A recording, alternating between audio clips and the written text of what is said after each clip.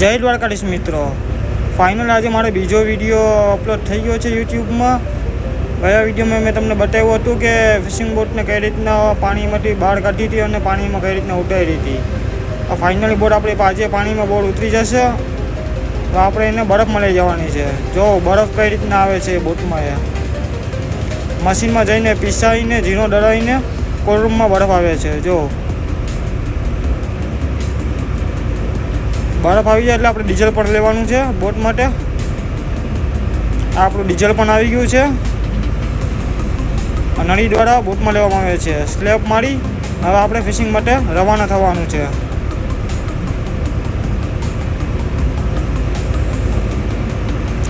Finally આપણે fishing કરવા માટે નીકળી ગયા છે.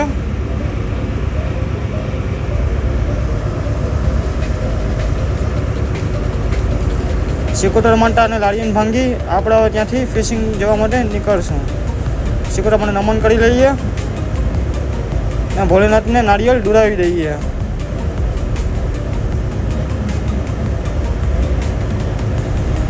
હવે આપણે ખાડે આવી ત્યાં લંગર નાખી દઈશું થોડીક વાર માટે. જો લંગર નાખ્યો એ કઈ રીતના નાખે છે. લંગર નખાઈ જાય એટલે આપણે જમવાનું બનાવવાનું છે એની થોડીક તૈયારી કરી લઈએ. આ જમવા બનાવવા માટે અપનુસ કાઢ્યો છે. આ અપનુસનું મૂંડું છે. જો ભાઈ અપનુસના માંસનું નાના કટકામાં કાપે છે. જો કઈ રીતે કાપે. બીજા ભાઈ અપનુસના માંસને નાના નાના કટકા કરીને અલગ કરે છે. અપનુસનું શાક બને ત્યાં સુધીમાં આપણે બોટ ચાલુ કરવાની છે. એટલે આપણે ફિશિંગ જવા માટે નીકળી ગયા છે અહીંયાથી ખાડેથી. આ પોરબંદરની જટી છે. અત્યારે આપણે ત્યાં પહોંચ્યા છે જટી પાસે. ત્યાં જો શિપ પણ દેખાય છે જટીએ લાગેલી. હવે ફાઇનલી આપણે ફિશિંગ જવા માટે રેડી થઈ ગયા છે, નીકળી ગયા છે. આ જટીનો પાછળનો ભાગ છે. હું તમને ઝૂમ કરીને બતાવું.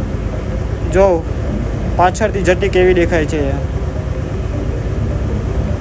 આપણે નવા વર્ષના દિવસે આજે નીકળ્યા છે એટલે આપણે નારિયેળ બારિયેળ ભાંગી હોલ મૂકવાની તૈયારી કરી લઈએ. હોલ મુકાઈ જાય આપણે હમણાં જમવાનું છે.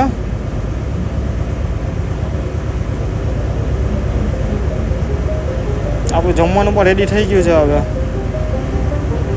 આપનોસની બિરયાની બનાવવા મૂકી હતી, બની ગઈ છે. જમીન થોડોક આરામ કરી લઈએ. ત્યાં તો 5 વાગે ચા મૂકી એટલે ચા પીવા બેસી ગયા છે. સાંજના 5 વાગ્યા છે. જો તમે નજારો. એટલે હોલ ઉપર છે. અત્યારે 5 વાગે રોટલાનો ટાઈમ થઈ ગયો છે એટલે આપણે રોટલા બનાવવા બેસી ગયા છે કમલેશભાઈ. જો કઈ રીતના રોટલા ઘરે છે. થોડાક રોટલા તો થઈ ગયા.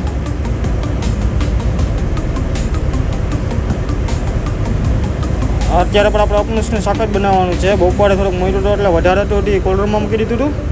અત્યારે રાતે બનાવશું. આપણે બટેટા, ડુંગળી, ટમેટા ને બધું મોરાઈ ગયું છે. આપણે ચૂલા ઉપર તેલ ચડાવી દીધું છે ગરમ કરવા માટે. ડુંગળી નાખી દીધી તેલમાં.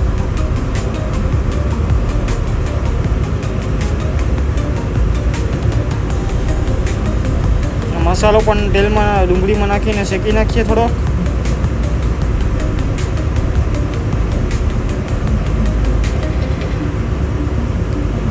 મસાલો શેકાઈ ગયો છે ફાઇનલી. એમાં અપનુસનું શાક નાખી દઈએ.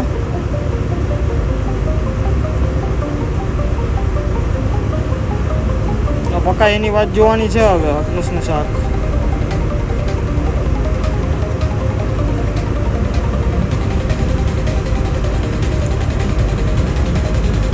ફાઇનલી આપણું અપનુસનું શાક બની ગયું છે. એક ઝીંગો હતો એ પણ શાકમાં નાખી દીધો હતો. જોયો દેખાય.